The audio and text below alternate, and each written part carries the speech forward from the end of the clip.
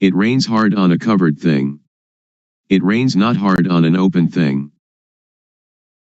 Today we shall talk about how to end dukkha, suffering, according to Buddhism. That each of us could come to the very important point of the cessation of dukkha.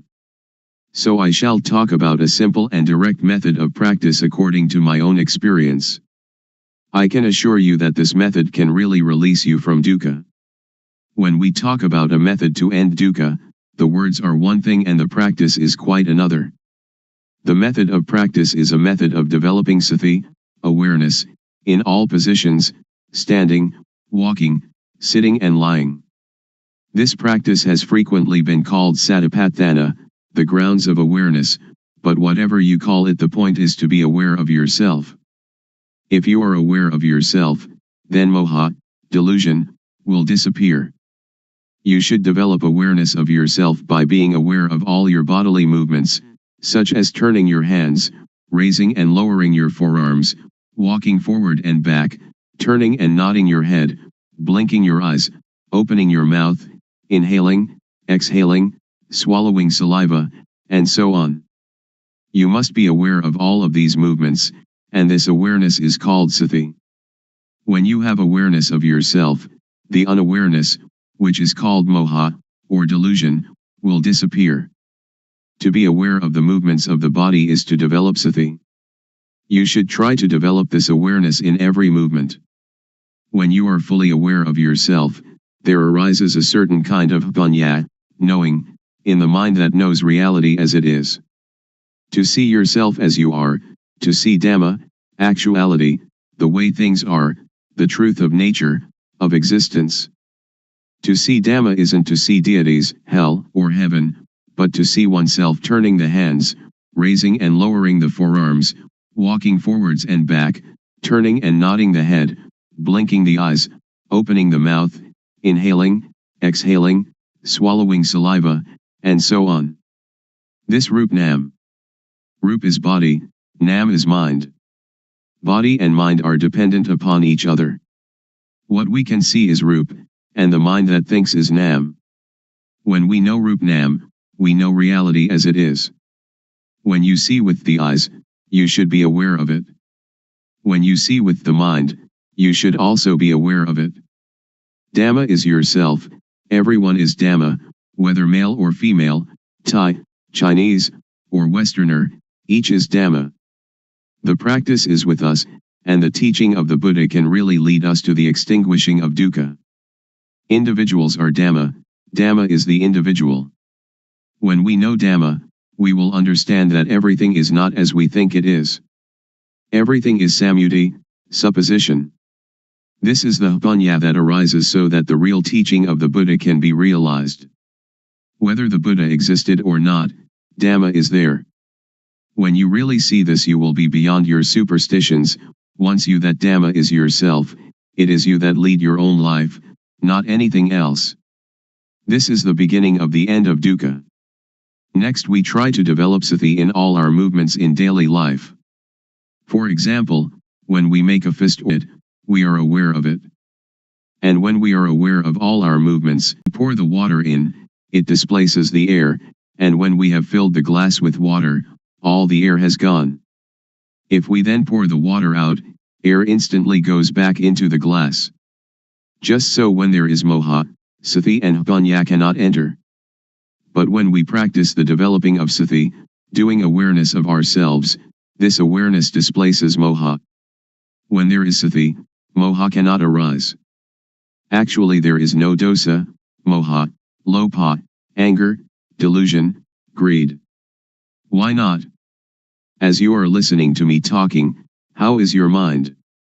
Your listening mind is natural, and free from dosa, moha, lopa. Now we come to know sasana, religion, Buddha sasana, Buddhism, papa, sin, and punya, merit. Papa is stupidity, punya is cleverness or knowingness. When you know, you can relinquish.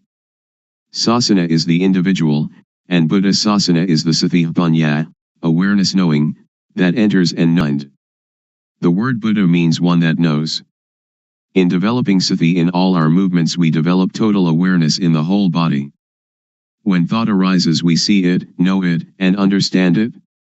But in the case of common people, they are part of that thought, so they cannot see the thought. Suppose that we are in a mosquito net, which is inside a room of a house. We must first come out of the room and the house to see that we were also inside them. Thought is the same. We cannot see it if we are part of it. We must come out of it in order to see it clearly. When we see it, thought stops. It is just like bringing a cat into our house to get rid of the rats that are disturbing us. Cats and rats are enemies by nature. At first the cat may be very small and very weak, while the rats are large and full of energy. So if the cat pounces on a rat, it is dragged along as the rat runs away, and, after holding on for a while, it must let go. We cannot blame the cat, but we must feed it. We feed the cat often, and soon it is very energetic and very strong. Then, when the rats come, the cat can get them. When the rats are caught they die of shock at once, before the cat eats them. Thought is the same. If we develop sati, then when thought arises we become aware of it, and it stops. The thought does not continue, because we are aware of it. It disappears because we have sati, samadhi, setting up the mind, steadiness of mind, and punya all together at that moment. Sati, or awareness, means to be alert like a cat watching for rats. When thought arises we do not have to be a part of it. It will arise and disappear by itself. When there is sati, there is no moha. When there is no moha, lopa.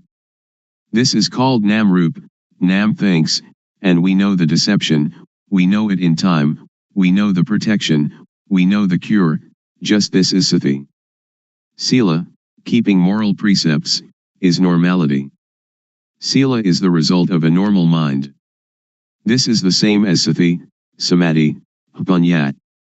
The method to develop the total awareness that can end dukkha, as I understand it, and as I believe the Buddha taught, is to practice in our daily life. So we need not sit cross-legged with eyes closed. If we sit like that we cannot work. If a thief comes, he will succeed in robbing us, so we should open our eyes, and then we can work at any kind of work and all the time we can practice the developing of sati. Whether we are students, teachers, parents, sons, daughters, policemen, soldiers, or government officials, all of us can fulfill our responsibilities while practicing developing sati. Everybody can do their duty practicing developing sati. How? Since we do not sit with eyes closed, we can go on with our duties and see our mind at the same time. The mind has no real self. As soon as it thinks, we see it, we know it, we understand it. To develop sati is to shake the knowing element of a person. Everybody has the reality in their own mind, but if we cannot see it we do not understand it, but it is still there. Now if we look we see it. When we see like this, it is called seeing Dhamma. Seeing this kind of Dhamma can get rid of dosa, moha, lopa. Magga, the noble path, is the way of practice leading to the cessation of dukkha. The way of practice is to be aware of thought. Our body works according to our duties and responsibilities, but our mind must see thought. Dukkha arises and, because we do not see it, it conquers and enslaves us, it sits on our head and slaps our face, but if we can see it, know it, and understand it, then it cannot defeat us. Dukkha is like a leech that attaches itself to us and sucks our blood. If we try to pull it off it is stubborn, it resists, and we hurt ourselves more. But if we are clever we simply use water mixed with tobacco leaf and lime, and squeeze the water onto the leech. The leech is afraid, and drops off by itself. So we don't have to tear it out, or to force it, in order to get rid of it. This is the same. Those who don't know try to stop dosa, moha, lopa, they try to fight and suppress it, but one that knows just has sati to watch the mind and see thought. It is like turning on an electric lamp. A person who does not know about electricity will try at the bulb instead of the switch, so the lamp does not light. But someone that knows about electricity knows how to use the switch, and the lamp lights up. Dosa, moha, lopa is like an electric lamp, the thought is like the switch. The thought is the cause of this derangement. If we want to eliminate the derangement, we come to the thought. When we have sati watching thought, dosa, moha, lopa cannot arise. Actually, there is no moha, no lopa and no dosa. We touch the switch here in order to have light there. We develop sati here in order to end all dukkha. Dukkha arises from moha. When we have sati there is no moha and so no dukkha. When we move our hands we feel, and the awareness of this feeling is sati, and when we have sati we are separate from thought and can see thought. You should not pay so much attention to the movement, but use sati to watch conceptual thought. Just passively see the thought, do not stare at it. When thought arises, let it pass away. Actually there is no moha. Moha arises when we are not aware. It is like when we build a new house, there are no rats, but when we fill the house with things the rats come. Sometimes, when people criticize or blame us, we feel disappointment. In this practice, awareness of the disappointment will arise at the same time, like the cat catching a rat. When we can maintain our mind in this way, dosa, moha, lopa cannot arise. When thought, suffering, or confusion arise, do not try to stop it, but observe it, and we will understand its nature. As soon as thought arises, sweep it away immediately and come to be with the awareness. Thoughts, suffering, confused mind, they will go by themselves. Any time that thought arises we know it, even while sleeping. When we move our body while sleeping we also know it. This is because our awareness is complete. When we see thought all the time, no matter what it thinks, we conquer it every time. Those that can see thought are near the current to nibbana, extinction of dukkha. Then we will come to a point where something inside will arise suddenly. If the thought is quick, upanya will also be quick. If the thought or emotion is very deep, upanya will also be deep. And if these two things are equally deep and collide, then there is the sudden breaking out of a state that is latent in everybody. With this occurrence the eyes, ears, nose, tongue, body, and mind are detached from sights, sounds, smells, tastes, touches, and mental objects. It is like uncoupling the drive mechanism of car. When the parts become independent of each other, the car, although it still exists, can no longer be driven. When this state occurs we do not die. We can still work according to our duties. We can eat, drink and sleep. But now, by the law of nature everything is void, and this is the unchangeable law. Suppose there is a rope drawn tightly between two posts, and we cut it in the middle, so that the rope falls apart. If we want to tie it together again, we cannot. If we untie it from a post to tie it in the middle, then we cannot tie it to the post again. This is like the six senses of one that realizes their original nature. When their eyes make contact with an object there is no attachment, just as a screw that is stripped, without threads, cannot become attached. All of the Buddha's teaching aims to put an end to dukkha. If we do not understand this we will be in doubt about his teaching, and speculation about rebirth, heaven, hell, and so on, speculation that should be ignored, will plague our mind. The teaching of Buddha is timeless, and is not limited by language, race, nationality, or religion. According to the Satipatthana Sutta, if you practice Satipatthana continuously, like a chain, that is, to develop sati at all moments, then arahata, extinction of dukkha, or the attainment of the anagami, non-returner, can be expected within 7 years. Or in as short a time as 7 months or even 7 days. If you develop sati according to the method I have explained, and have sati continuously like a chain, then in at most 3 years dukkha will be diminished by 60%, and in some cases completely eliminated. Some may achieve this in as little as 1 year or even 90 days. There is no gladness or sorrow, contentment or discontent. This way to the cessation of dukkha is an easy way. It is difficult because we do not really know. Therefore we have doubt and lack of confidence. When we are confident in every step of practice, it is not so difficult. You can practice it anywhere, but you should really know the practice. If you can assure yourself, then you have a refuge in yourself. Religion means this refuge. If you study books for many years, it will still be theory. But if you really practice, it will not take you so long, and you will know it much better than the theorists. In the Pali texts there are 2 important mental capacities, the first is sati, calling to mind, and the second sampashanya, awareness of oneself. When you are aware of the movements of your hand, you have both sati and sampashanya. The fruit from doing this is very great, it is incalculable. You cannot buy non-suffering, but must practice by yourself, until it arises by itself, because it is already there. Making merit and keeping precepts are like unhusked rice, which is inedible, but useful because we can use it to grow next year's crop. Making ourself calm is like husked but uncooked rice, and is still inedible. There are 2 kinds of calmness.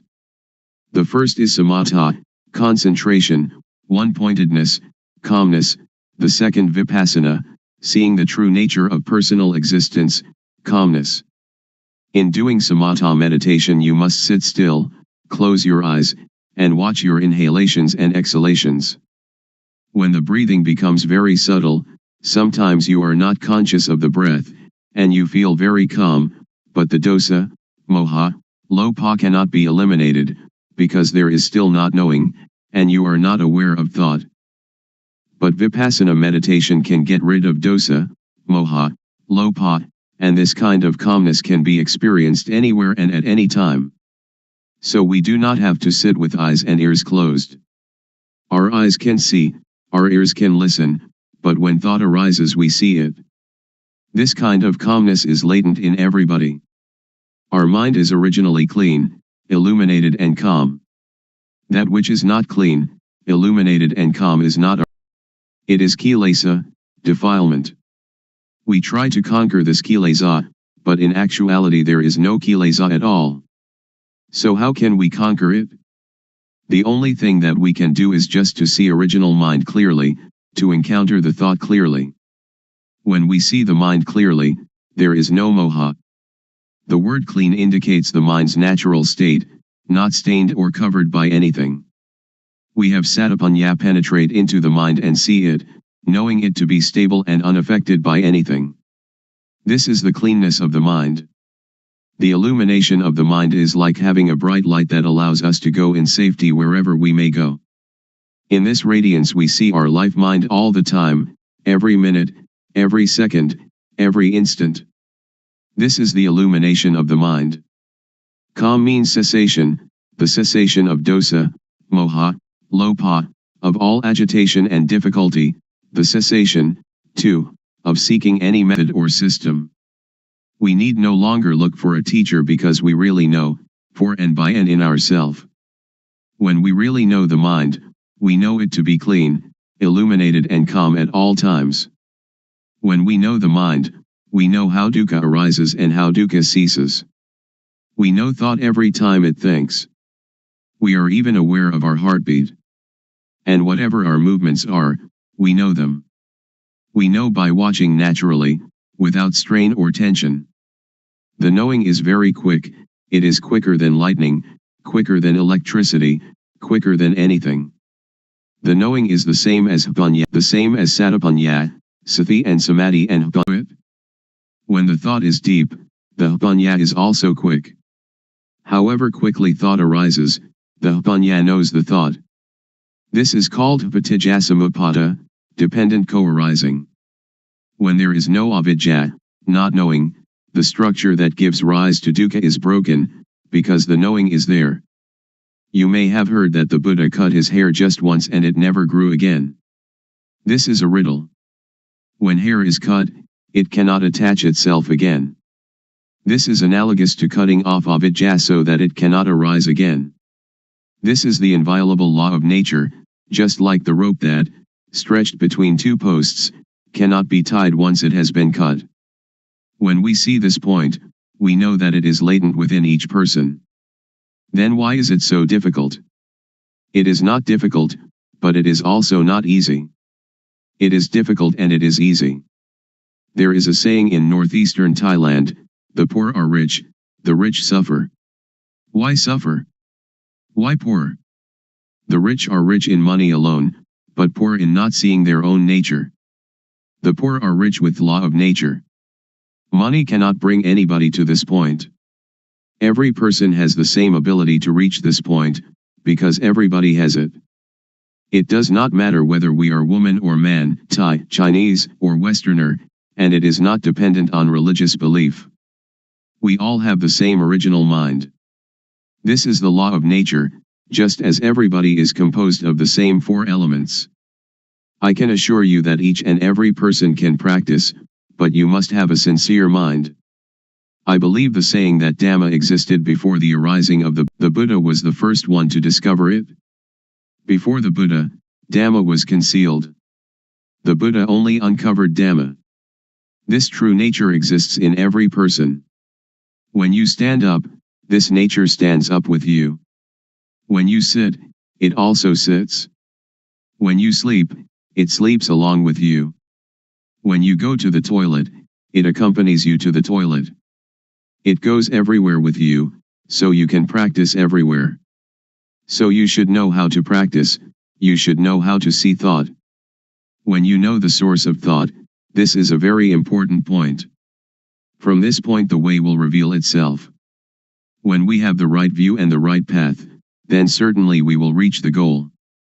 In listening to a Dhamma talk, in giving charity, in keeping precepts, in practicing samatha meditation or even vipassana meditation, if we do not reach this goal they are good only in a worldly sense, but not in the real sense. If we do not give charity or keep precepts or practice meditation, and still reach this point, then everything is done, like the sky covering the earth, it covers everything. So the 84,000 discourses in the Tipitaka, the Pali Canon, which is the whole teaching of the Buddha, are included in this point.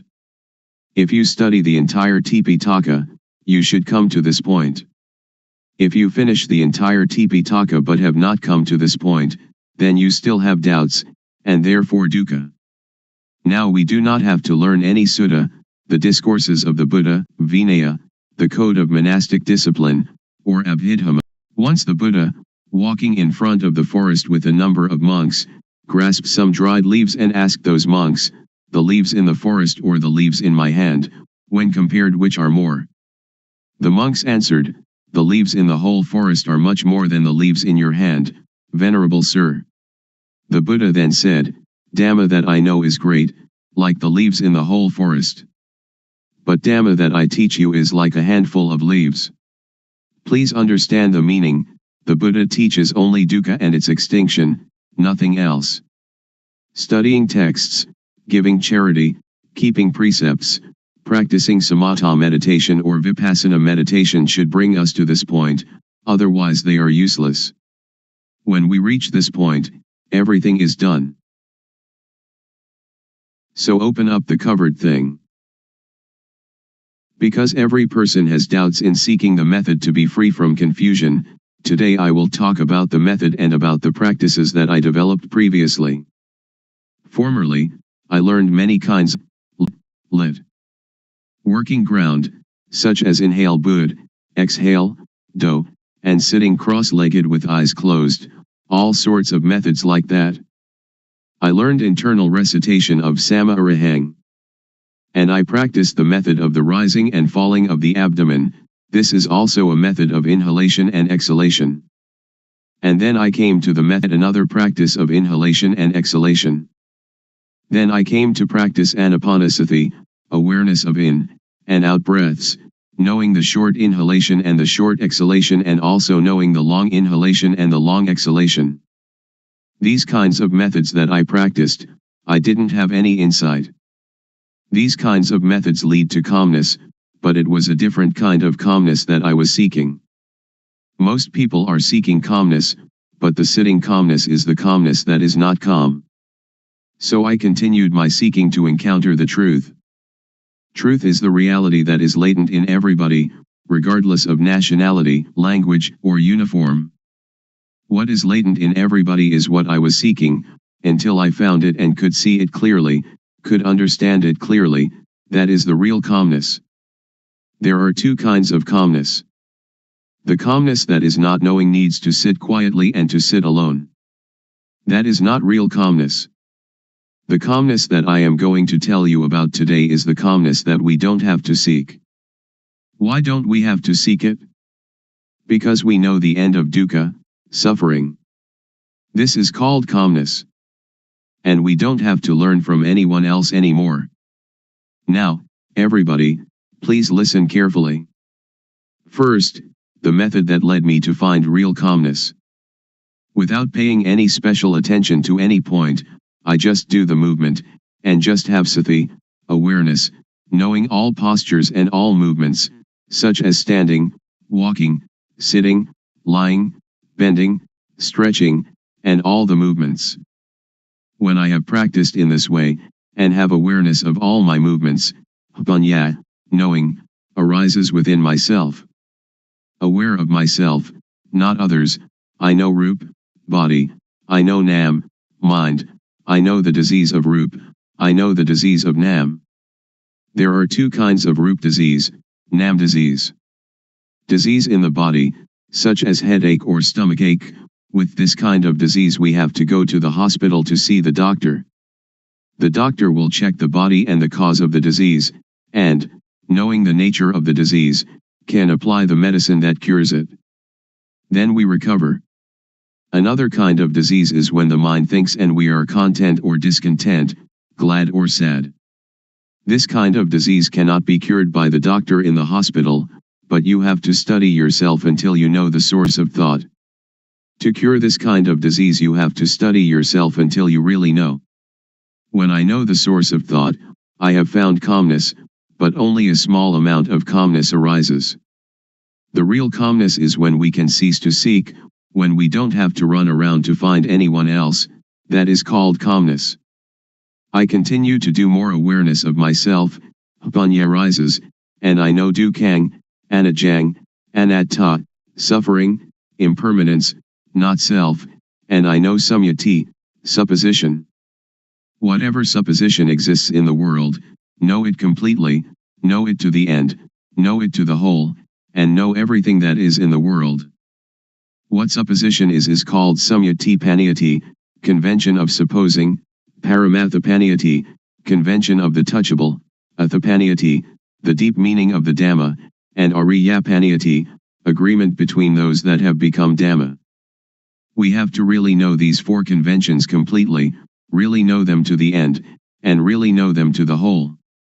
After I know samyati completely, I know sasana, religion, I know papa, sin, I know punya, merit, I really know these things. Usually we attach to samyati, such as we attach to Hinduism, Buddhism, Christianity, or Islam. These things are only samyati. The real religion is everyone.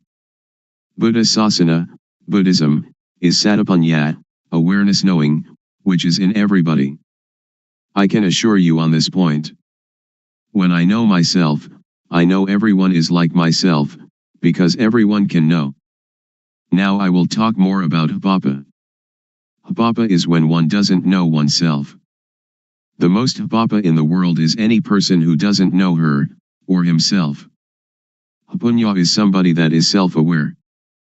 If you are aware of yourself, you are one that has hapunya, and are capable of really making yourself a noble individual, Ariya Pugala. This is called To be aware of oneself doesn't mean that we are aware that we are male or female, we are Mr. A or Mr. B, but to be aware of oneself is to have sati in whatever movement the body makes, we are aware of it. Whatever the mind thinks, we are aware of it. This awareness really arises from the law of nature.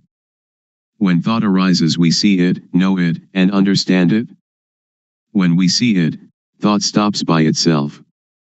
When thought stops, panya arises, and we know the source of dosa, moha, lopa, anger, delusion, greed. We know that dosa, moha, lopa is not in ourself. Whenever we cannot see our own life, cannot see our own mind, in that moment we are unaware of ourself, we forget ourself. When we are unaware of ourself, dosa, moha, lopa arises. When it arises we suffer. Everybody hates dukkha, but we don't know dukkha, so we seek calmness. Therefore we cannot have calmness just by sitting. That is not the way to calmness. The calmness that I mean is the calmness of freedom from dosa, freedom from moha, freedom from lopa, and this kind of calmness is in everybody without exception. Knowing this, I can guarantee that every person can attain this calmness. Whatever nationality, language, or religion, whether you are a Hindu, a Buddhist, a Christian, a Muslim, or whatever religion, you can learn yourself, because everyone has body-mind. All of you sitting here now and listening to my talk, the mind of everyone is like this. Our life mind is already clean, illuminated and calm, but when we say that the mind is clean, illuminated and calm, we just imitate the words of others, we don't really see it. When we really see it, we will be able to guarantee that it is already there in everybody and that anybody, if they really practice, they must know it, they must see it, and they must have it. When we know it and see it, we can guarantee that this teaching can apply to everybody in any social class and of any age. A millionaire can practice, somebody who doesn't even have one coin can practice. An educated person with many degrees can practice, the illiterate can also practice. I can really guarantee this point, but we have to know the correct method, and see into our mind. Now, all of you listening to my talk, just look into your own mind, and you will know the characteristic of the mind. Here is a parallel. The seed of any kind of fruit, if we plant it in well-watered soil, under good conditions, it will have issue. An ordinary rice or sticky rice or whatever kind of grain we plant, it too will have issue and grow up. This is like every person. If you listen, and understand it, and bring it into practice, you will know. When we don't know and we don't understand, it is like the thin grain, or the husk without any grain inside. When we plant it in the paddy field it has no shoot, it doesn't grow up. This is the same as when people who come to teach don't really know themselves, they teach others, so other people do not know. I will raise another parallel. Suppose that during daytime the sunlight is dull, but actually the sun is always bright. Our mind is like the sun, it is clean, illuminated and calm, like the sun all the time. But whenever we lose our way from the source of our life mind, we will not see where Buddha is, we will not know where Buddhism is, and we will not see where calmness is. When we don't know, we seek teachers, but that is for somebody who doesn't know. If you want to have calmness, or Buddha, you don't have to do many things.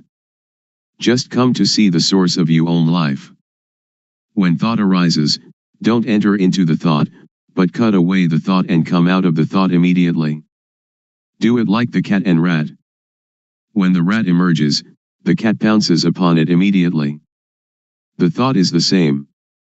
When it thinks, sati or panya will know immediately, thought is stopped. Do it often in this manner. Or it is like boxers. When we face the fighter we have to fight, we punch to the eyes. The fighter will not be able to fight us. Dosa, moha, lopa is the same. When we come to this point, Buddha will arise within ourself. Buddha is the mind that is clean, the mind that is illuminated, and the mind that is calm. Each of us, we are not angry for 24 hours, we are not greedy for 24 hours, but only moha, we do not know it. When we come to know this point, we will know more and more. Panya will arise and arise. It is like pouring water into a bottle. The water in the bottle will come up to the brim. When it is full to the brim, we cannot put anything in it. Sati, samadhi, panya, awareness, setting up the mind, knowing, is the same thing. This can be called calmness in Buddhism, or it can be calmness in Christianity, or we can call it whatever we like. Truth is in everybody. When one knows it, one can world without any dukkha, one can do any work without dukkha. When we come to know this point, we will have no doubt, and we don't need to seek any more teachers. We will know that the end of dukkha is here. Today I have talked about truth, appropriate to the time. I will finish talking now. Anyone that has any questions, feel free to ask. Audience. Why are people neurotic? Luangpor. And we never see thought. We only see outside ourselves, that this person is rich, that person poor, this person beautiful, that person not beautiful. Somebody who has a car only sees their car, somebody who has jewels only sees jewels, somebody with a watch only sees their watch. They never see their own life, their own mind. This is moha, delusion. To see our own mind clearly, without trying to do anything with or about it, simply seeing it and letting it go, this is the way to freedom from dukkha, freedom from all neurosis.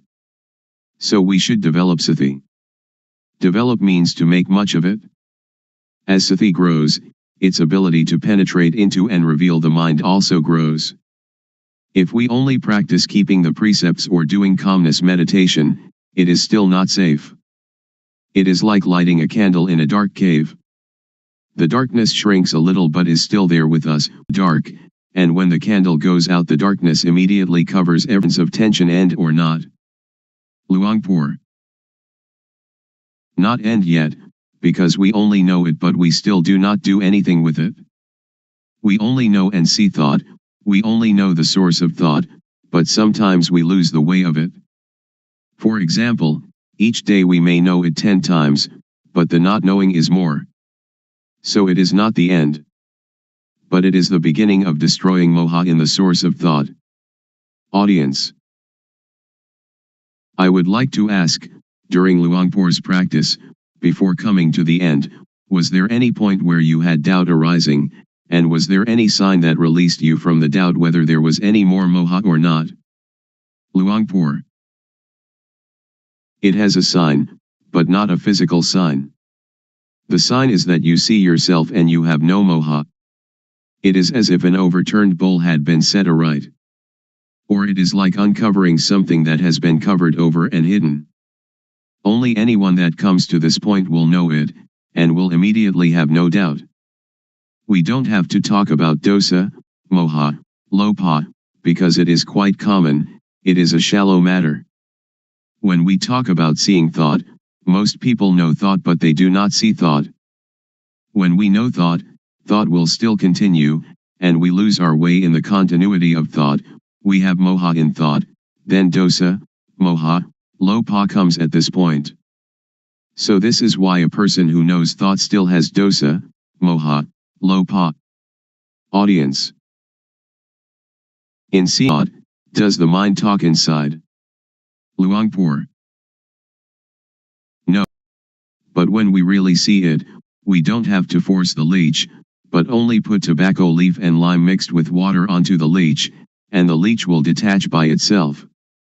So if we really know, we don't have to listen to anybody. It is like we are sitting here now, we don't have any dosa or lopa, and we only have moha, because we do not see our life. When we see and know our own life all the time, dosa, moha, lopa cannot arise. So our mind is clean, our life is not dirty, there is no external sign, people cannot see, but we know and see ourselves. Audience. Luangpor says that when we see thought, thought will stop immediately. I am not sure about this. If it is true, I would like to ask, when we see thought and thought stops, do we know what the next thought is? Luangpor.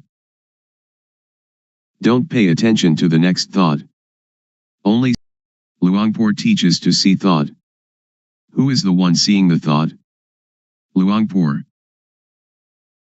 Don't seek the subject, and we will see that one is the refuge of oneself. And that is the real refuge. We can either say the person knows, or we can say that Satapanya knows, what, because there is no self that we can catch and take a look at. Because to see and to know are two different things. To know is entering into thought, and thought continues. Audience. And have the feeling that thoughts, and emotions like gladness and sadness, are something external. They are like rice and curry, which we can make use of, we can eat them, and we can see them. But when these things arise in us, we cannot see them, either thoughts or emotions. This is not a question, but I would like Luangpor to make it clear. Luangpor. To see thought is one thing, to know thought is another thing. When we see thought, we can detach from thought. When we know thought, we still attach to thought. So knowing thought is the knowledge that belongs to avidya, not knowing, the knowledge of a person who has no panya. But with the knowledge of one that has panya, to know and to see can be separated. It is vidya, knowing, or panya. Panya and vipart, and that is the end of dukkha. So one that has, this is our own knowledge, so it is called buddho, which means to see, or to detach, or can it disappear? Luangpor. It is something inside us. It does not disappear. Suppose we know our eyes. We have our eyes all the time. This is the symbol that everyone has it and can teach it to others. I can assure you that all of you here, practicing this method, will not take longer than 3 years to know. Audience. Luangpor, would you please give a blessing to all those here? Luangpor. When a monk gives people the moral precepts and a blessing, that is one kind of goodness, and real blessing is alertness and awareness of yourself. Please, each of you. Then it will not rain hard on that. It will not rain hard on that. Today gather to listen to my talk on truth. What I am going to talk about is what I experienced. I have practiced it, and the result it has given me is that I have no doubts. All of you here want no dukkha, suffering, like myself I suppose. In reality, in actuality, there is no dukkha, we suffer only because we don't know it. All of you listening to my talk right now have no dosa, anger, no lopa, greed, and no moha, illusion. The origin of the mind of human beings in every nation and of every language is as such. Please set up the mind to calmness of freedom from not knowing, because we know and because we are alert. The calmness of freedom from uncalm, of freedom from doubt, because when we practice the correct method of awareness we will know the supposition of everything there is in the world, because the awareness of ourself will bring panya, knowing. There are 4 kinds of panya, knowing by memorizing, knowing by recognizing, clearly knowing, and really knowing. And all these panya are in every person. Sajja means truth. There are 4 levels of knowing Dhamma, to know Samyati Sajja, conventional truth, Paramatha Sajja, directly contacted truth, Atha Sajja, the deep truth, and Ariya Sajja, the fundamentally transforming truth. Can make anybody become a noble individual, regardless of social class or language. The first step is Sotapanya, the second step, Sakadagami, the third step, Anagami, and the fourth step, Arahant, the 4 stages in the change from being hopelessly deceived to fully freed. Now in the beginning stage of practice, we know Vatu, thingness, we know Paramatha, mind touchable, we know Akara, change in Jess. the mind will change to be ariya, noble, because we have clearly seen the source of dosa, moha, lopa, anger, delusion, greed, and then clearly known the source of vedana, sunya, sankhara, vijnana, feeling, percept, conceiving, knowingness. This is called to clearly know and to really know with jnana panya, the knowledge of full awareness knowing, that arises from the developing of sati, awareness. Next, we use sati to see the mind, panya will arise, and we will know the source of kilesa, defilement, stickiness, tanha, craving, heaviness, upadana, attachment, and kama, action. Next, use sati to see the mind again, whatever thought arises see it immediately, and we will know the deception, know in time, know the protection and know the cure. We will know how to conquer conceptual thought. Sila, moral conduct, will occur within our own mind. It is not the person who observes sila, but sila observes the person. Sila means normality. Whenever the mind thinks abnormally we see the thought immediately, this is called sila observing us. People who only keep the precepts will not know this mind's occurrence. So sila is a tool to get rid of crude kilesa, to destroy dosa, moha, lopa, to destroy kilesa, tanha, and upadana. Then sila appears. Samadhi, steadiness of the mind, setting up the mind, is the tool to get rid of the median kilesa.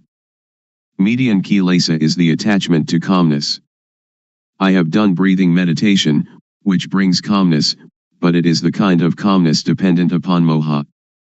I did that because I didn't know the real calmness at that time. Now I know calmness. Real calmness is clearly seeing, really knowing, and really understanding.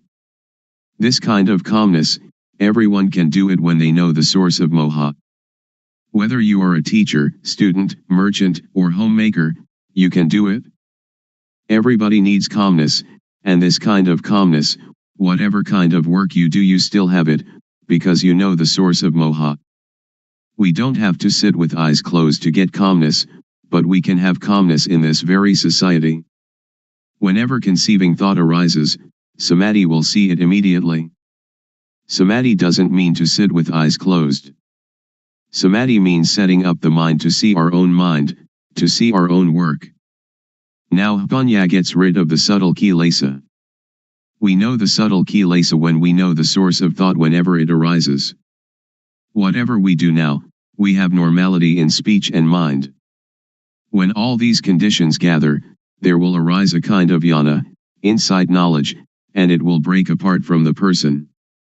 Only the one that practices will know. All of you sitting here now have as yet no jnana, but the non-suffering and non-happiness is already there. When we don't have jnana we don't know it, so we seek calmness. Now, as you are sitting here, look at your own mind. You don't have jealousy, ill will, and aggression, now your mind is indifferent, not suffering and not happy, beyond good and evil. This state is in everybody, and this is the calmness that everyone is seeking. Somebody who doesn't know comes to teach people. A lot of people follow that person and sit with eyes closed, trying to find calmness. This is trying to get something that doesn't really exist, trying to make something that cannot be real become real. It is impossible. So that is only the state of delusion. Now we come to know the real thing. It is called upekha, indifference, equanimity. It is our own mind. It is like something that is covered over. Now, when we come to see our own mind, it will be revealed. So we don't have to do anything with calmness, because it is already there. The only thing we have to do is know the method of practice.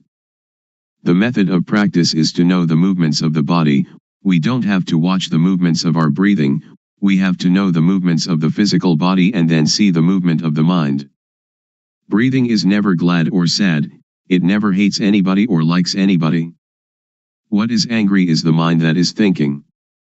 What is pleased is also the mind that is thinking. So we come to see only this point. To see this point is to be aware of thought. In order to see thought, don't enter thought. As soon as it thinks, detach from thought, like a cat catching a rat. We don't have to teach the cat to catch rats, but whenever a rat comes the cat will get it. The clear knowing and real knowing is the same thing. Most people understand Vipassana only as memorizing and recognizing. Very few know clearly and know really. Anyone that will clearly know and really know must make an effort always. Wherever they go they always watch thought, going to the toilet, eating food, whatever they do they look at thought. When we watch thought a lot, like a cat watching for rats, then when thought arises sati or Vipassana will clearly see immediately. This is called Vipassana, getting rid of the subtle kilesa. When we come to this point it is like the hidden thing is revealed, and we will know all religion, we will see with self-understanding the teaching of any religion. We will understand Hinduism or Christianity. We don't understand now because we just memorize from the texts. That is only a kind of history. Now we come to study at ourself. Reality is in us. Texts are only the words of other people. We come to see our own mind, and we will be another knowing individual. I will stop now. Anyone that has questions can ask. Audience. Luangpor teaches that when we go to the toilet we also watch thought. Shall we watch our walking, or shall we watch thought, or what shall we watch? Luangpor. Thought arises even when we do not pay attention to it. So when it arises we will see it, we will know it, we will understand it. If we pay too much attention trying to see it, it will not think. So we should practice in an indifferent, detached way. When it thinks we will know. Samadhi is also awareness. When you are aware of yourself, that is samadhi. When it thinks and you see thought, that is samadhi. Audience. When I sit I can watch the thought, but when I walk to the toilet and intend to see the thought, when thought arises should I stop walking and see the thought, or what should I do? Luangpor. You don't have to stop walking, just be aware of yourself. When we are aware of ourself, that is samadhi. Whatever movement we make we will know it. Unintended thought will arise by itself. If we do not see it we will attach to it, and this is dukkha. So we come to know the cause of dukkha. Normally our mind is indifferent. It can think without dukkha, and we know that it thinks without dukkha, but when we do not see thought we follow thought, we enter the cave, and that is dukkha. To see thought is difficult for somebody who doesn't understand, but it is easy for one that understands. To see thought doesn't concern any kind of work. We can write, and when thought arises we see it. When we walk to the bathroom, or when we are bathing, and it thinks, we just see it. So we don't have to do anything with calmness, because calmness is already there. The real calmness is when we see thought. Audience. So we don't have to stop thinking. Luangpor. Right. Just watch the movement of the mind. Don't force the mind not to think, don't try to prevent or force the mind not to think, don't try to prevent or get rid of thought. Many people want to tranquilize the mind, they don't want the mind to think. That is the understanding of others. But in my view we should let the mind think. The more it thinks the more we know. It is like when we dig a new well, the water is at first full of dirt. So we have to empty out the water, bucketful after bucketful.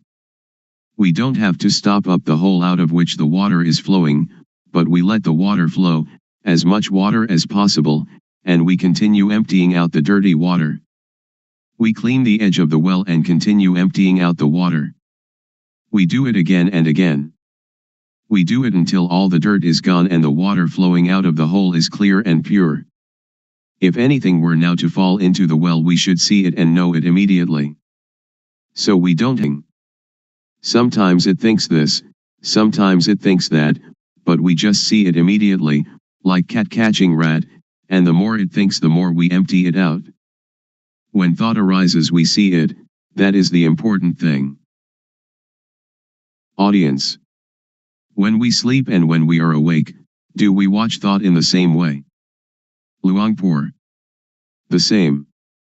When we cannot see thought, when thought arises during the day we don't know it.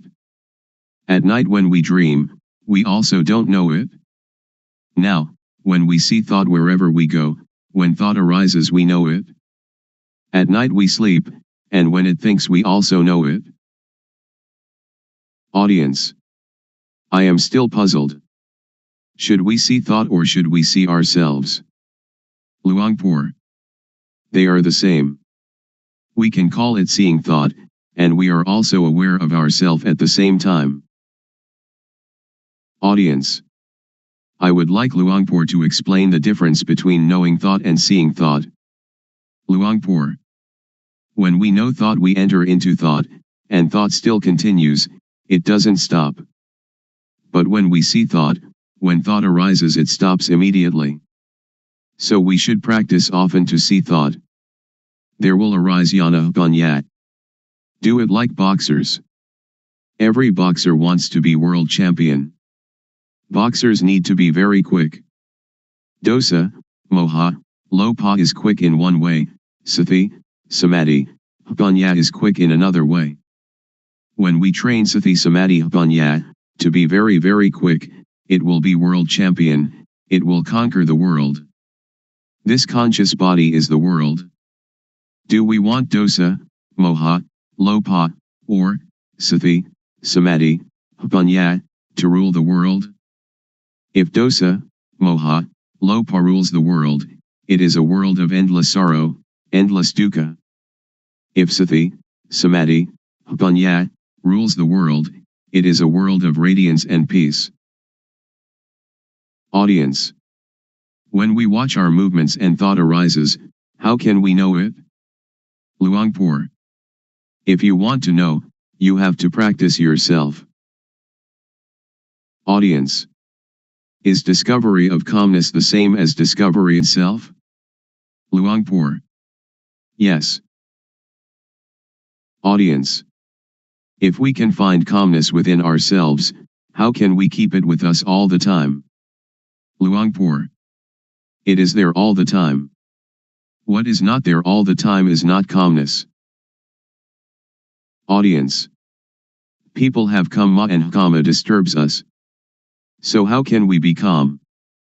Luangpor. No, not in that way. We just think ourselves.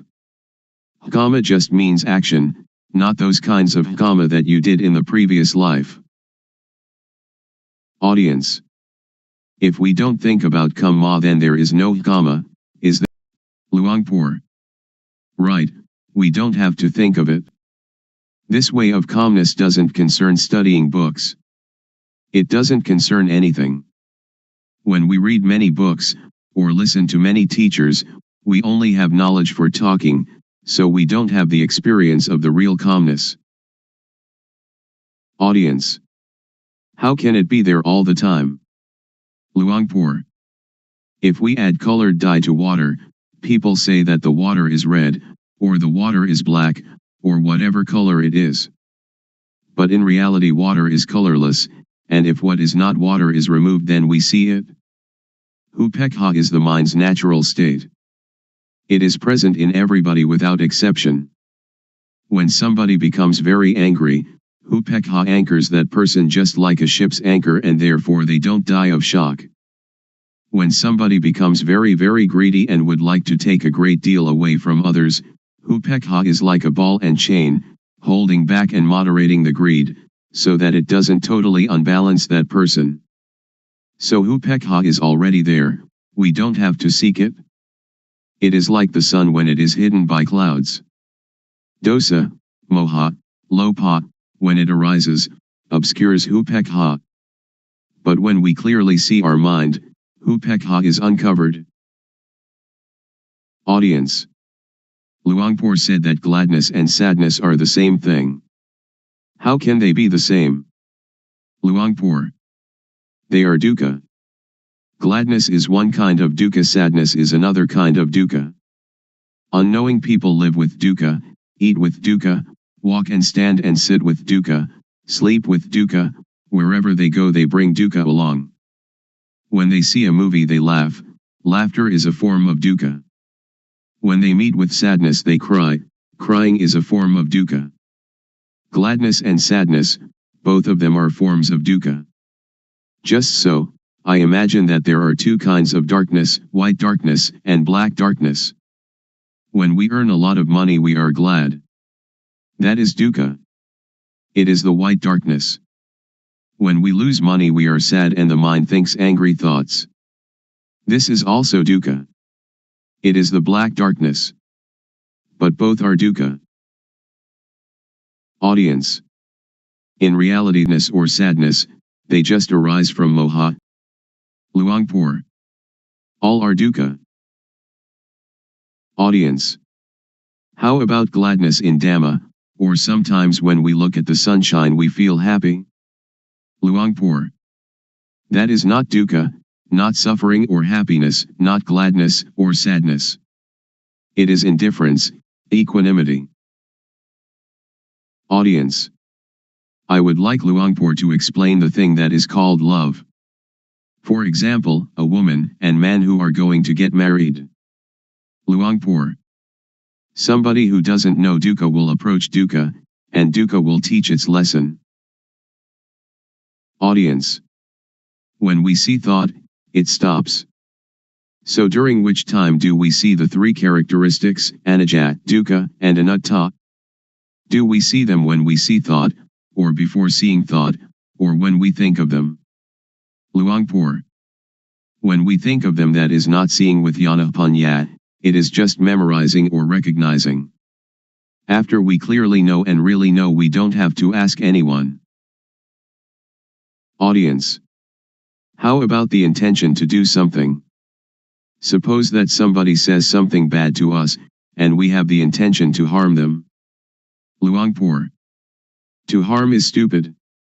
When we know the states of suffering and of happiness, we do not want anybody to suffer. We will help all to live without dukkha. Audience. When I am going to give money to beggar I know my thought, which is to give money. To see that thought, is that called panya? Luangpor. That is not called panya, it is called knowing from memory. All of us have mind, so before doing or saying anything just look at our mind. Our real mind or real life doesn't hate anybody and doesn't love anybody. When we hate or we love, that is kilesa arising. So just come to see the mind at the beginning, pure and have no dukkha. Continue to see the mind. We will see kilesa. Kilesa is like gladness and sadness. When we like something and we give it to somebody, it isn't that this is not kilesa, because we like the person that we give it to, we give it with kilesa, we don't give with indifference. Pra, venerable, noble, is indifference. Pra means one that teaches others to be indifferent. Audience. When we give charity we usually think of metta, loving kindness, and karuna, compassion. So where is karuna and where is metta? Luangpor. Those are just words for talking. It is not Dhamma. It is social. Audience. If we don't have metta and karuna, how can we have the motive to do good for others? Luangpor. That is the beginning stage, or the foundation for ethics of the world. Audience. In the case of Luangpor, who is trying to help us to be free from dukkha, isn't it the metta of Luangpor? Luangpor. Not metta. Anybody that would like to have Dhamma, just accept it. We don't have gladness or sadness. It is like when we see someone that is drowning, we jump into the water and help them without thinking anything. Audience. When that person sees someone drowning and helps immediately, is it the result of social ethics or is it their own nature? Luangpor. It is their own nature. But when we try to help other people we don't see our mind, but the nature of the mind is already there, the indifference is already there, we never come to see it and we try some other way. That is why we don't have real calmness. Visible here and now. Calling to come and see. The Dhamma of an instant. Today I would like to bring to you the truth, as I have heard it from the elders, who passed this truth on from generation to generation. It may be that you've heard it, it may be that you haven't. When listening, please set up the mind to listen. Listen with sati, samadhi, panya, awareness, steadiness of mind, knowing. Consider these words, and find their actuality at last. In everything that happens there must be cause and effect. For example, the cause is that we go to work, the effect is that we earn money, the cause is that we go to study, the effect is that we gain knowledge. So the knowledge is the result of the study. Therefore the cause is to be diligent and the effect will be truly useful. The elders used to teach that the cause is developing sati, awareness, the result is the knowledge that arises. They have said so. Whether or not the Buddha talks in this way, or whether or not your parents and teachers talked in this way, make the experiment, and discover for yourself whether it is true or not. We have to consider and to really know it. The cause is called the developing of sati, the truth is called sajja. Whether it is still there, like something beneath an overturned can sit with legs tucked back to one side, sit with legs outstretched, sit on a chair, or sit in half lotus. Rest your hand on your thigh. Now turn the hand up onto its edge, having awareness of doing it. Turning the hand is the cause, the awareness of doing it is the effect. Turn the hand back down, having awareness of it. The cause is turning the hand down, the effect is the awareness that coincides with the movement. Turn the hand up, being aware of the movement. Turn the hand back down, being aware of the movement in the movement.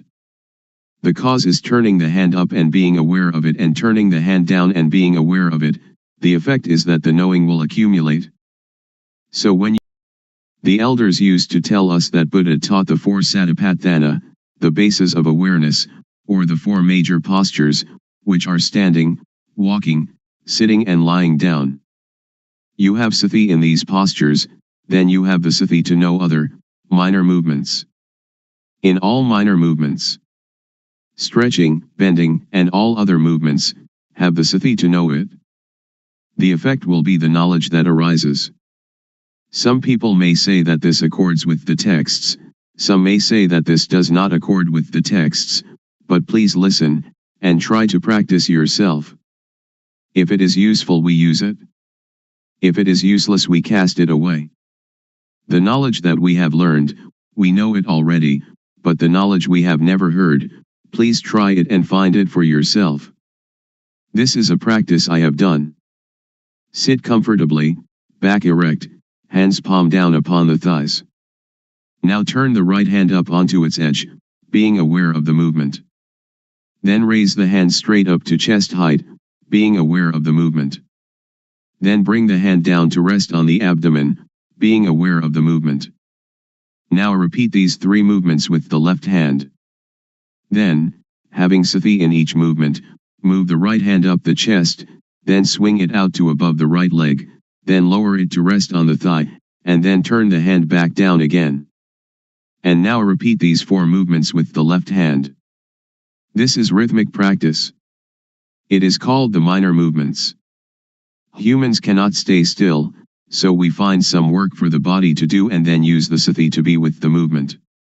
You can call it sati or you can call it samadhi. The feeling is called sati, samadhi is setting up the mind. When you do it, have awareness of it. If you don't set up the mind, then you will not know. When you blink you know it. We blink since our birth from our mother's womb, but we don't know it. When we look to the left or look to the right, we don't know it.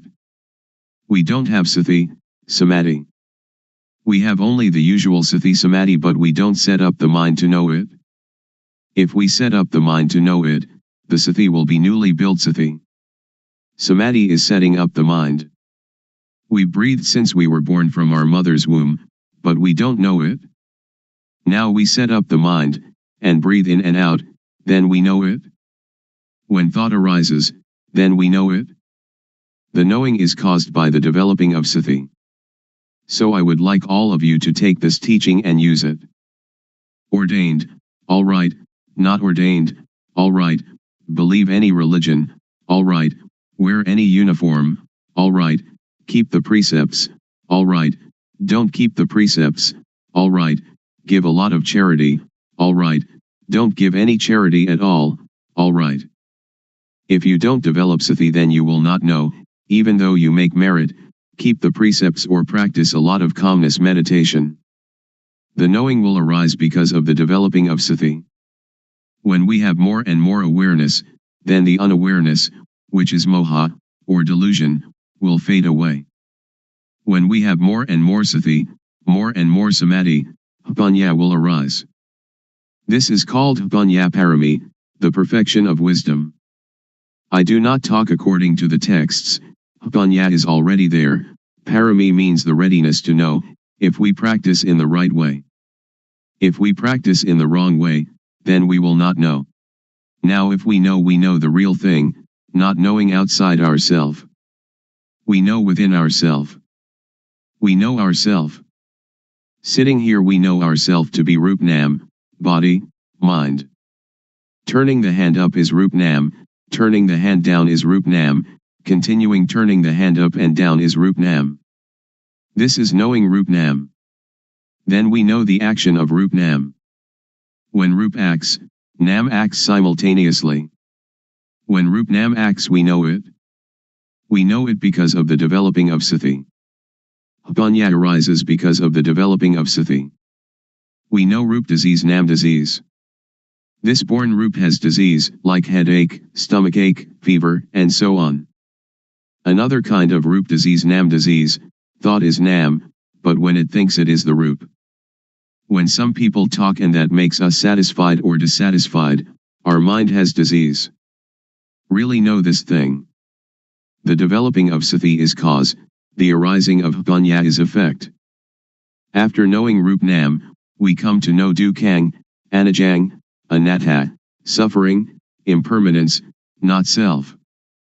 People have taught that dukkang, anajang, anatta, is white hair, wrinkled skin, broken teeth. That is true, but not true according to the developing of sati. The developing of sati will cause panya to arise, that turning the hand up is dukkang, lowering it is dukkang. Dukkang is with the Rup. Rup is a kind of lump of dukkha. Dukkang is unbearable.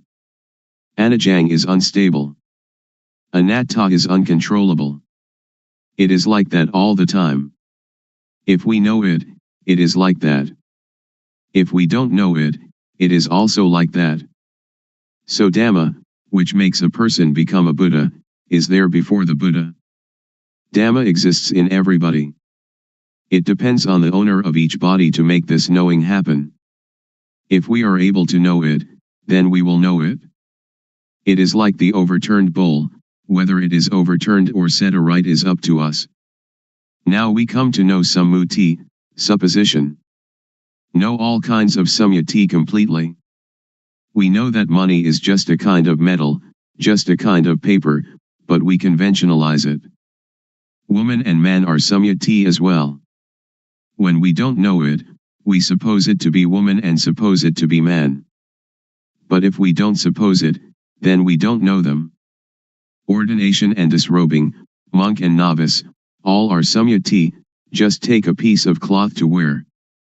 The knowing is sati, samadhi, panya, and saja is truth. If it is true by samyati we know it. If it is true by paramatha, direct contact by the mind, we know it. Ghosts and deities are all sammuti. Have we ever seen them? A ghost is a person who acts, speaks, or thinks evil. The body doesn't do anything, it is rup, like a doll. The thing that moves is the mind. Deities are the same, we suppose them. When we don't really know samyati, we don't know. We really don't know. I can guarantee that we don't know. I myself didn't know. But others may have, I don't know. I have done many kinds of meditation, like Buddho, Samarahang, counting breaths, the rise and fall of the abdomen, and sitting and observing the breath, but I really didn't know, the knowing didn't come, didn't arise. It led to calmness and attachment to calmness. So calmness, or samatthana, the working ground for tranquility, is like putting a rock on top of weeds. When we take the rock off, the weeds will grow better than before, because the soil has been kept moist. Vipassana means clear insight, a complete uprooting. This is the real knowing. Anyone that does it, will know it. Anyone that was born as a human being, can do it, regardless of race, language, or religion. But we have to understand the correct method. Also we know sasana, religion. Sasana doesn't mean temples. The temple is just the supposed sasana. This is called samyati paniyati, convention of supposing. Paramatha is the real thing, which exists in humans. Everyone is sasana. They say that sasana is teaching, they teach and the ear hears, then sati, samadhi, panya considers it, and becomes knowing. Really know that, oh, everyone is sasana. To destroy sasana doesn't mean to destroy temples or Buddha images, or Bodhi trees. To destroy sasana means to say bad things to people, to hit people, to kill people, which is great evil. So sasana is humanity. To curse someone is to curse sasana, to injure someone is to injure sasana, that is, now Buddha sasana, Buddhism. Buddha means, one that knows. The body is like a doll. Sati, samadhi, panya is the knowing. So Buddha means sati, samadhi, panya, or the mind that is clean, illuminated and calm, which exists in everybody without exception. Now we talk about papa, sin. Papa is not knowing, darkness, stupidity. We fear papa, but why don't we make ourselves realize, so that we will be free of that fear?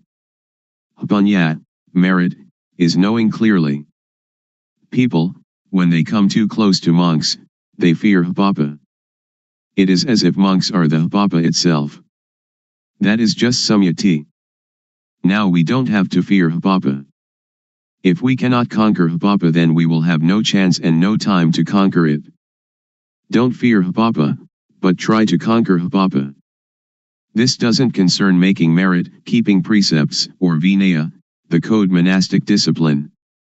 The developing of sati is dhamma, is vinaya, is sila, normality, and is everything. We know all this because we develop sati. If we do not develop sati, but just study, that is only to memorize, not to see clearly or to see really. The developing of sati is to know clearly, to know really. When one knows, one can assure oneself and others. Anyone that does it will know it, because everyone knows the same thing. The knowledge is the shared object of developing sati. The result of developing sati can end dukkha. We don't attach to samyati, we will not fear ghosts, we will not fear deities. We don't attach to any samyati at all, because anything that does not exist we don't have to fear. Ghosts and deities have no real existence, just samyati. A ghost is somebody who speaks, thinks, or does evil. A deity is one that speaks good, thinks good, or does good. We know how to be human. Ghosts arise in people while they speak, think, or do evil. When anger arises, and we can stop anger, that is human. When we can make our mind calm and clean all the time, that is deity, a mind worthy of respect. When we know like this, we can break through.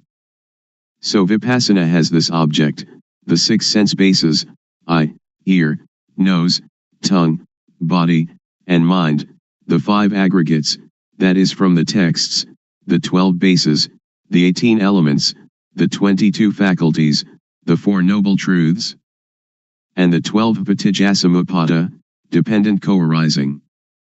We learn from the texts, we study it, but we don't know it.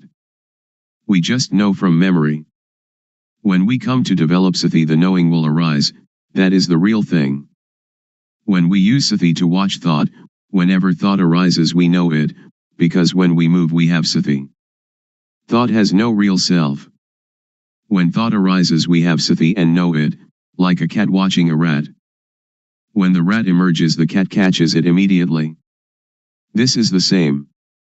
When we have sati in each movement, when thought arises we know it, see it, and understand it. This means that we can untie it and conquer it. The elders said that to conquer others 100 or 1,000 times has not the benefit of conquering oneself just one time. To conquer oneself is to conquer thought. When thought arises we see it and know it. Then it cannot proliferate. Whenever thought arises we know it. When we develop more and more sati, there will arise jnana, knowledge arising from full awareness, knowing, to know clearly, to know really. Vatu, thingness, means everything in the world and in ourself, we have to know it all. Paramutha means, everything that exists in the world and in ourself, seeing it, having it, being it, right now in front of us, touchable with the mind, we have to know it all. Agara means, that everything in the world and in us can change. When we clearly comprehend it, then we see, know, understand, and touch, dosa, moha, lopa, anger, delusion, greed, because it is vatu, paramutha, akara. After knowing this the mind will be very cheerful, and can see, vedana, sunya, sankhara, vijnana, feeling, percept, conceiving, knowingness, not being dukkha. The real pra, noble, inheres in this. Pra doesn't mean you shave your head, but means the quality of the mind. Paramutha means the real thing. The real pra is in everybody without exception. In this way of developing sati, the feeling of the movement is the cause, the effect is knowing all this. Pra means teacher, one that teaches. When they know this and teach this, there is no dukkha. A real pra knows samyati panyati, paramutha panyati, attha panyati, and ariya panyati, the four levels of designation. The mind has changed and we will really know this. If we know other things it is not correct. We continue the practice. There will arise piti, rapture. We feel comfortable, the mind is light, it is like in darkness there arises the light, or the dirty becomes clean again. Or like black and white, or the heavy becoming light. The mind changes from one stage to another. When the knowing arises, the not knowing disappears immediately. When the quality of the real pra arises, the quality of not being a pra disappears immediately. When the quality of being deity arises, the quality of being ghost disappears immediately. When the quality of being human arises, the quality of being other disappears immediately. It arises and substitutes for the other. This is called to be born here and die here. Not being born from the womb of the mother and dying physically, that is another thing. That is also the supposing of dukkang, anajang, anatta. Continue the practice. It will be like a pot of water, which has filled to the brim, is now having water removed. When the knowing arises, sati will be reduced, not full like the previous stage. In the practice our awareness is full, but when the knowing arises it will attach to the knowing, it will attach to the object. When the object arises we have confidence, and it enters into our memory in the brain and is never forgotten then on. I have known this since I was 46, but I haven't forgotten even a little. I know Rupnam in the morning and know the changing of the mind in the evening. I really know this, and I have the confidence to guarantee that it is the teaching of the Buddha. The Buddha taught this thing. Making merit, giving charity, keeping precept, that is good in one way, but learning from the texts, we do not really know how to practice developing sati, how to deal with the mind.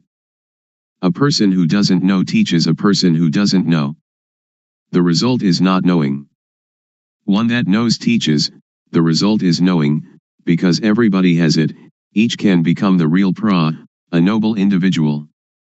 Woman, man, child, if they know it, they become the real a noble individual. Therefore the is a kind of blessing, because she or he teaches people to know. Blessing means noble. The noble knowledge is called giving Dhamma as charity, or giving knowledge as charity. This is the path of the real noble individual. When we and know the movements more and more, jnana punya will occur. When jnana, insight knowledge, arises, you will really know. You don't have to remember from the texts.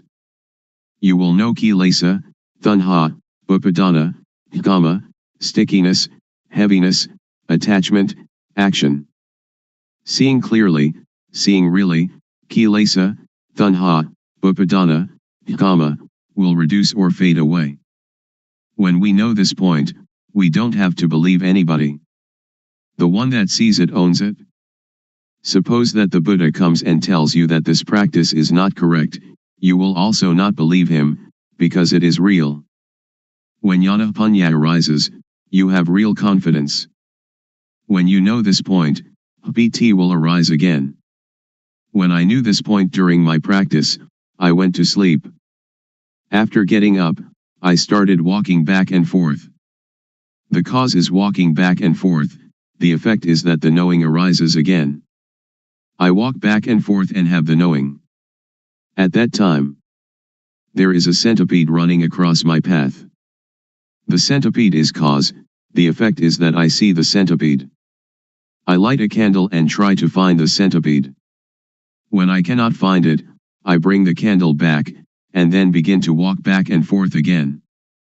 Walking back and forth is cause, the effect is knowing sila, sila kunda, samadhi kunda, punya kunda, all that belongs to normality, setting up the mind, knowing. The knowing arises that kunda means, vessel, container, to contain, to fight it. You can fight everything. It is like when the container is good and you go to get water, you can have that water to drink.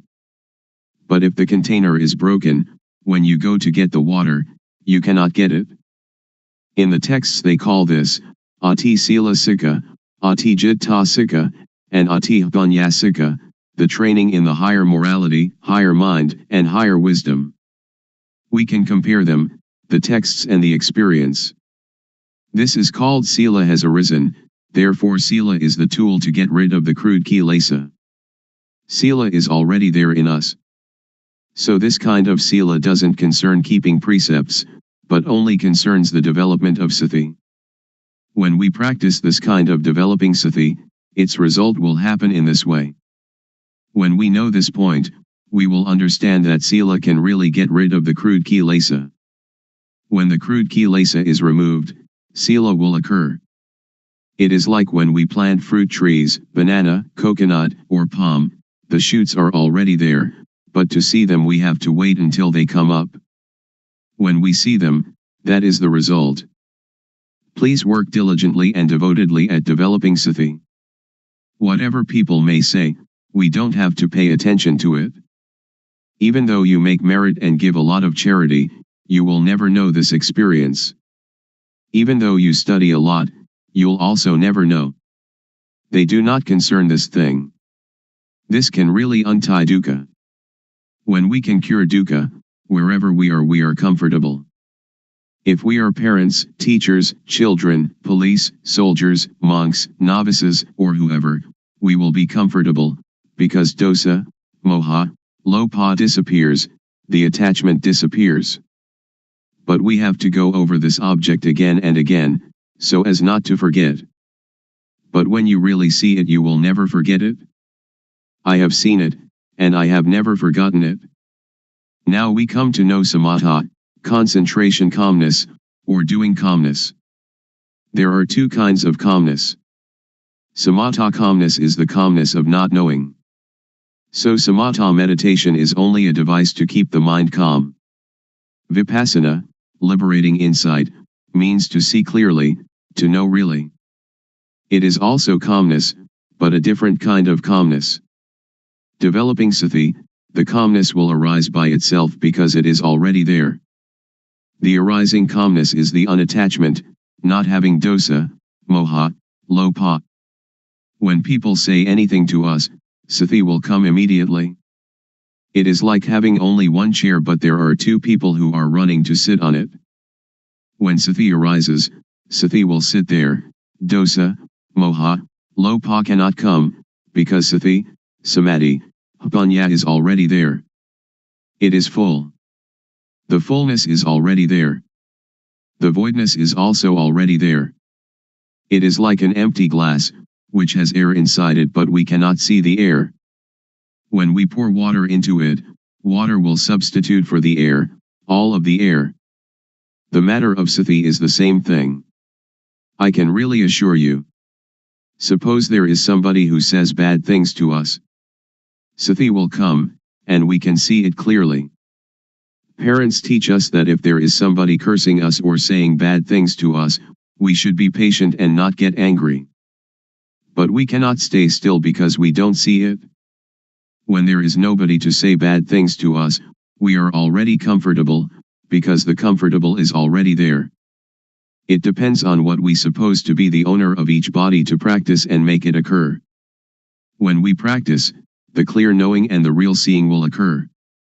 I can assure, if somebody does not develop sati and does not make this thing occur, that person doesn't have it, but it is already there. So we should respect each other. After knowing sila, we will know gama, sensuality. Gama means those things that make calmness. Gama is attachment.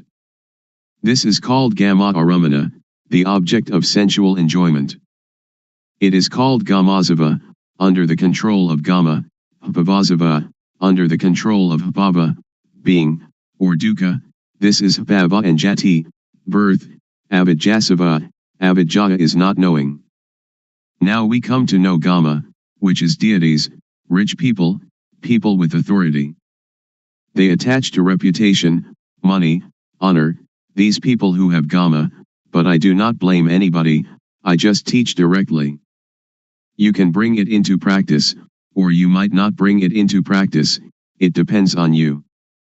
When we know gama we see that gama is dukkha, gamazava is dukkha, bhavasava is dukkha, avijjasava is dukkha, because of not knowing. We also know samatha meditation. People may talk in any manner, we really know the matter of calmness. We know all the stages of it, because it is already in us. We write the overturned bowl, we open up what is covered over, that is to teach the method of practice, the method of arm movements, the method of turning the hand. This is one form of the most intensive practice. I have not taught this according to the texts. It may or may not contradict the texts, but I will talk in this way, because doing this way then you know this way. If you study from the texts, when asked about the truth, you don't know. Many of my teachers didn't know. The arm movement is cause, its result is panya arising. Cause and effect go together. After knowing this, we know about panya and hapapa. For any bad bodily action, we know how it is hapapa, kama, harmful, benighted action, and, if there is really a hell, into which level we shall fall. For any bad verbal action, we know how it is hapapa, kama, and, if there really is a hell, into which level we shall fall. For any bad mental action, we know how it is hapapa, kama, and, if there really is a hell, into which level we shall fall. For any bad bodily, verbal, and mental actions together, we know how they are hapapa, kama, and, if there really is a hell, into which level we shall fall. For any good bodily action, we know how it is, punya kama, beneficial wise action, and if there really is a heaven or nibbana, to which level we shall go. For any good verbal action, we know how it is punya, kama, and if there really is a heaven or nibbana, to which level we shall go. For any good mental action, we know how it is vedana, and if there really is a heaven or nibbana, to which level we shall go. For any good bodily, verbal, and mental actions together, we know how they are punya, kama, and if there really is a heaven or nibbana, to which level we shall go. The shaking of the knowing element is already there in everybody. The developing of sati can apply to everybody. If you don't believe it, just try it. I can guarantee that it will not take longer than 3 years and you will really know. It is like the fat, fertile grain that we plant in the field. If we practice incorrectly, it is like the empty husk. If you dig the ground, but not in the right place, then you cannot get water. If you dig into the ground in the right place, then you can really get the water. This kind of practice, if you do it correctly, you will really get the result. If you do it incorrectly, you will not get the fruit. When the occurrence happens, we know about 4 elements: earth, water, fire, and wind. They come together. When we know this, the occurrence arises. We know the end of dukkha. The end of dukkha is here. It will demolish all and everything. On this thing I do not believe anybody. When we come to the end, we will have jnana. Sila is the tool to get rid of crude kilesa. When the crude kilesa comes to an end, sila occurs. Samadhi is the tool to get rid of the median kilesa. When we know the median kilesa, then we know samadhi. Panya is the tool to get rid of the subtle kilesa. When the subtle kilesa is discarded, panya then arises. That arising panya is called jnana panya. Because it is inside us, we know it. If it is not there inside us, then we don't know it. I can assure you that everyone without exception can know it. Women, men, believers of any religion. When I was practicing this method, I was not a monk. Sometimes I wore shorts, sometimes I wore trousers. After knowing this Dhamma, I taught brothers, parents, aunts, and uncles for 3 years. They knew, but they knew little, but still they knew the real pra, knew the supposed pra, knew samyati panyati, paramutha panyati, attha panyati, and ariya panyati. The mind changes from commoner to noble individual. They say that nibbana is tadunga pahana, abandoning by substitution of opposites, vikkumbana pahana, abandoning by suppression, samacheda pahana, abandoning by destruction. Tadunga pahana is to come to know oneself thoroughly. There are 4 levels of knowledge. First, we know until the end of dukkha, but we know only a short time, it doesn't last long. Second, we know longer, like the light of a bigger lamp. Third, we know even longer, like the light of even bigger lamp. And fourth, when we know the end of dukkha, but after we know it is there all the time. It is like the full flame of the lamp, or the light of the sun, the very brightest light. There are 4 kinds of jnana. We have to really know it. This is learning and practice. Learning means moving the arms. Practice means turning the hand up and down. After learning and practicing this method, the fruit will come, and we will have no doubt, because we know all. We also know the end of dukkha. Patijassamuppada, dependent co-arising, is just words. If we want it in our practice, we have to come to the cause, that is to practice movement, until panya arises. When panya arises, when we talk about patijassamuppada, we know it immediately. So now we come to the conclusion. We practice developing sati, and we come to see thought, we come to see the mind. We do the practice like a boxer. Once in the ring, the boxer must box. We do it often, step by step. We do it like a ball in a field. When people do not stop kicking the ball must continue to roll. When they stop kicking it, the ball comes to rest by itself, it doesn't have to fight nor to escape.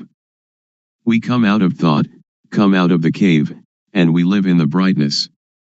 We see our life mind at all times. When the mind moves, we know it. Sathipanya, awareness knowing, is there immediately, like a barrier against all harm. And though the world of others be turbulent and heated, with us the whole world is at peace. Be that way. To be experienced by the knowing each one for oneself. How to practice developing sati. The Buddha teaches us to know our duty. The duty of humanity is to practice Dhamma. The duty of humans is to teach humans to be human. So we should look to ourselves first, we should consider ourselves first, we should teach ourselves first. If we waste our life we cannot buy it again. If we let our life suffer, we waste it. The Buddha teaches us nothing else than to extinguish dukkha, suffering, but when we don't know, we seek its cessation outside ourselves. But dukkha of that kind doesn't exist. The teachings of the world teachers are like all the leaves in the forest, but those leaves that can be used as medicine are few. Don't take them all, together with their roots and trunks. When it comes to the practice of gammatthana, meditation, or vipassana, insight, we should take only that which can prevent dukkha from arising, can extinguish dukkha at its source, can destroy moha, delusion. So we take only the heart. The heart of the teaching I am talking about is to have sati, awareness, to have panya, knowing, to see thought. Whenever thought arises, see it, know it, understand it. Know it in whatever manner it comes, and know how to prevent it from deluding us. Wherever we are, that is where we must practice. Nobody else can do it for us. Wherever we go, we are the one that goes. Wherever we stay, we are the one that stays. Sit, eat, drink, sleep, we alone do it. If we are a person who keeps precepts or gives charity, we can practice. And if we are somebody who never does these things, we can also practice. To help others is good, but it is good only in a worldly way. To practice developing sati, samadhi, panya, awareness, steadiness of mind, knowing, however, is good in every way. So before you teach others you should train yourself, until you clearly and really see, know, and understand. When you really see, really know, and really are, then you can teach others comfortably. So this practice, we have to learn it ourselves, we have to teach ourselves, we have to see ourselves, we have to know ourselves, we have to understand ourselves, we have to do ourselves. So you needn't be interested in others, just do this movement practice a lot, do it as nothing special, do it without hurry, without doubt, without speculation, do it without expectation of result. Be simple, and just move, one movement at a time, and know. When you don't know, let it pass, when you know, let it pass. Sometimes you know, sometimes you don't know, so it goes, but know. When the body moves, know it. When the mind moves, know it. This practice is a 24 hours a day practice, so relax and just be natural, just be normal. Set up the mind to really practice, and practice comfortably. The method of developing sati in daily life. When we get on a bus or boat, and are seated properly, we turn the palm up, we turn the palm down, we move the hand, or stretch the hand, or run the thumb over the fingertips, and blinking eyes, breathing, swallowing saliva, and so on, be aware of these movements. This is the way to have awareness returning to ourself. When thought arises, be aware of it, and detach it. The method of developing sati when we are at home. We can sit with both legs gathered back to one side, or cross-legged, or in a chair, or we can sit with legs outstretched. We can stand or lie down doing the rhythmic practice too. When we walk Jangama, meditating while walking back and forth, a length of 8 to 12 paces will do, we must not move the arms, fold the arms across the chest, or clasp the hand behind the back. The method of practice in a sitting position is shown in the stylized illustrations that follow. First, rest the hands palms down on the thighs. Second, with awareness, turn the right hand onto its edge, then stop. Third, with awareness, raise the hand, then stop. 4th. With awareness, lower the hand to rest on the abdomen, then stop. 5th. With awareness, turn the left hand onto its edge, then stop. 6th. With awareness, raise the hand, then stop. 7th. With awareness, lower the hand to rest on the abdomen, then stop. 8th. With awareness, move the right hand up to rest on the chest, then stop. 9th. With awareness, move the hand out, then stop. 10th. With awareness, lower the hand to the thigh, then stop. 11th. With awareness, turn the hand down, then stop. 12th. With awareness, move the left hand up to rest on the chest, then stop. 13th. With awareness, move the hand out, then stop. 14th.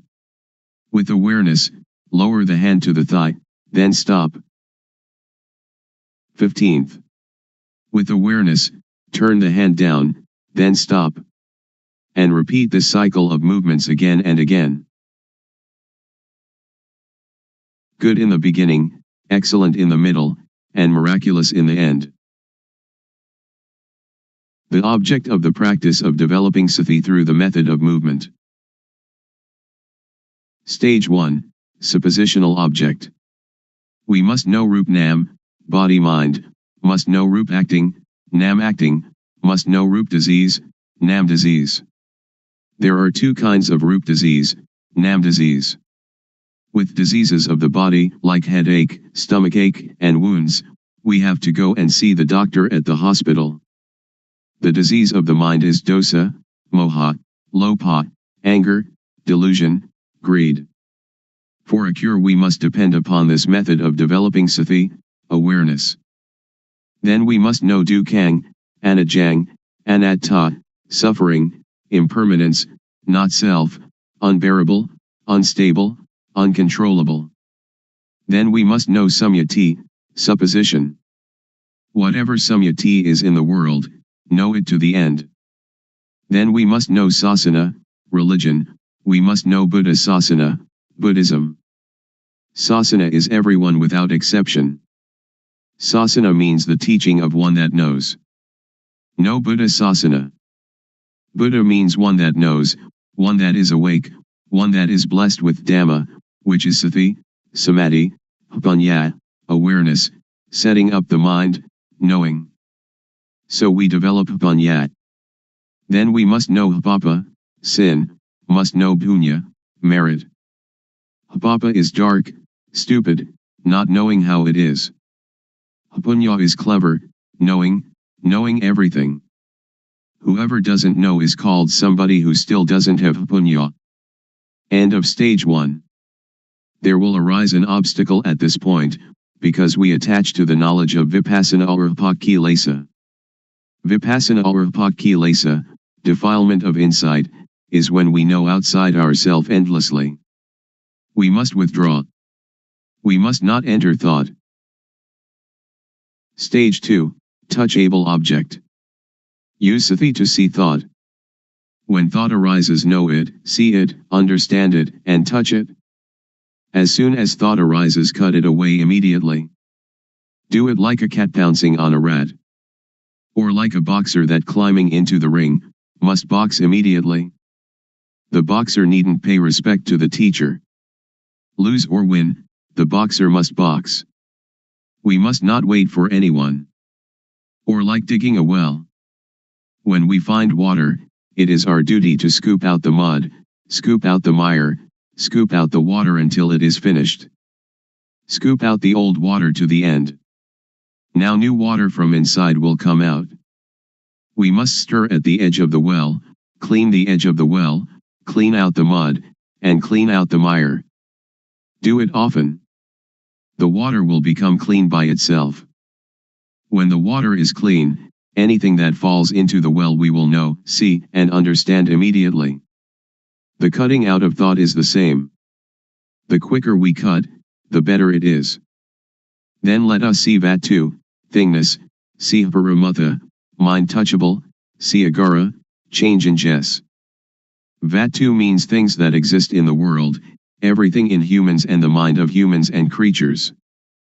Paramutha means things that really exist, we are seeing, having, being it, right now in front of us, touchable with the mind. Agara means change in Jess. Suppose we have a full can of dye, originally of 100% quality. If we dye cloth, it will adhere to the material 100%. When we know, we see, we can touch with the mind, the same full can of dye but the quality declines. Take it to dye cloth, it will no longer adhere to the material. This we must really see, must really know. Then see dosa, moha, lopa. Then let us see, vedana, sunya, sankhara, vijnana, feeling, percept, conceiving, knowingness, see them, know them, and touch them. Really understand this. We needn't doubt. Now there will arise a little bhiti, rapture, but bhiti is an obstacle in the higher practice of Dhamma. We must not be interested in that bhiti, we must come to see thought. This is the beginning of the touchable object, of this method of developing sati, of one that has panyat. Continue to see thought. There will occur knowledge, or jnana panyat, the knowledge of full direct awareness knowing. See, know, and understand kilesa, tanha, upadana, kama, defilement/stickiness, craving/heaviness, attachment, action. Therefore attachment will lose its taste, loosen its grip and fade, just as poor quality dye cannot adhere to material. There will again arise bhiti. We must not be interested in that bhiti. Uproot satisfaction and dissatisfaction. Continue to see thought, to see the mind that is thinking. There will occur a kind of jnana, to see, to know, and to understand sila, normality, sila kunda, samadhi kunda, panya kunda, the gathering together, containing of all normality, setting up the mind, knowing, or, ati sila sikha. Ati jitta sikha, and ati panya sikha, the training in the higher ethics, higher mind, higher knowing. Kunda means to contain or to fight. Sikha means to steamroller into powder or to pulverize to extinction. So sila is the tool to get rid of crude kilesa. Crude kilesa is dosa, moha, lopa, kilesa, tanha, upadana, kama. When these lose their taste, fade, and loosen, then sila occurs. Samadhi is the tool to get rid of median kilesa. Median kilesa is calmness, which is to see, to know, and to understand gamazava, upavasava, abhijasava, under the control of sensuality, being, not knowing, because this kilesa is median kilesa, which makes the mind calm. This is one of the objects of this method of developing sati. When we know and see it this way, we will come to know dana, generosity, giving, keeping precepts, and doing gamatana, meditation, from every angle and every corner. There will arise jnana panya in the mind. For a bad bodily action, know how it is papa, kama, harmful, benighted action, and, if there really is a hell, into which level we shall fall. For a bad verbal action, know how it is papa, kama, and if there really is a hell, into which level we shall fall. For a bad mental action, know how it is papa, kama, and, if there really is a hell, into which level we shall fall. For bad bodily, bad verbal, and bad mental actions together, know how they are papa, kama, and, if there really is a hell, into which level we shall fall. For a good bodily action, know how it is punya, kama, beneficial, wise action, and, if there really is a heaven or nibbana, to which level we shall go. For a good verbal action, know how it is punya, kama, and, if there really is a heaven or nibbana, to which level we shall go. For a good mental action, know how it is punya, kama, and, if there really is a heaven or nibbana, to which level we shall go. For good bodily, good verbal, and good mental actions together, know how they are punya, kama, and, if there really is a heaven or nibbana, to which level we shall go. End of the object of this method of developing sati. It will be the greatest, most wonderful unfolding, which is in the mind of everyone without exception. If we still do not know it now, when the breathing is nearly finished we most certainly must know. One that is developing sati, developing panya, has jnana and knows. But somebody who doesn't develop sati doesn't develop panya, when the breathing is nearly finished it will be the same, but they will not know, because they have no jnana. To clearly know and really see, not just to memorize or recognize, to know with jnana panya of the real developing of sati, is to be able to assure oneself. It is said that at the end jnana will arise. Be careful about abnormalities that may occur. Be aware of yourself. Don't attach to happiness or to anything that arises. Don't take happiness, don't take suffering, but just return to reviewing the object often, from Rupnam until the end of the object, level by level, and know that the object has steps and stages. Certainly, if you develop sati correctly, the longest time for the practice will be no more than 3 years, the median time 1 year, and the quickest time 1 day to 90 days. We do not have to talk about the fruit of this practice. There is really no dukkha.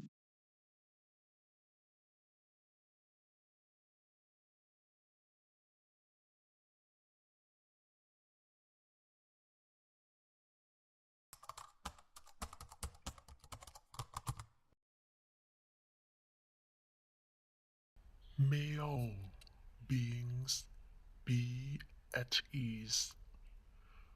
Whatever living beings there may be,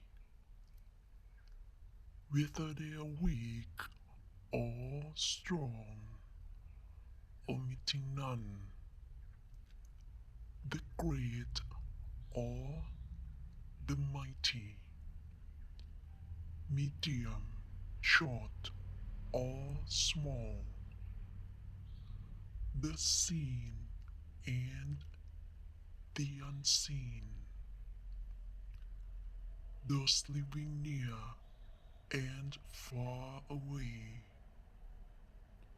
those born and to be born. May all beings be at ease.